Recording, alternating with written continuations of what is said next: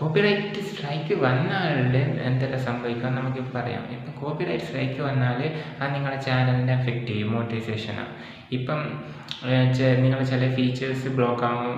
Copyright strikes കിട്ടിയാൽ നിങ്ങളെ ചിലപ്പം ഡിമോണിറ്റൈസ് ആവുകയും ചെയ്യും. ഇപ്പം ഓൾറെഡി മോണിറ്റൈസ് ചെയ്ത ചാനലാണെങ്കിൽ.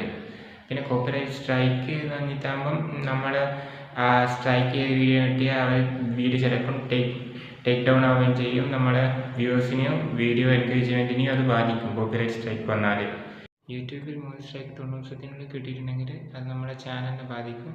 നമ്മുടെ യൂട്യൂബ് അക്കൗണ്ട് ടെർമിനേറ്റ് ആവും. പിന്നെ നമുക്ക് ചാനൽ അക്കൗണ്ട് ഉണ്ടാക്കാനാണ്.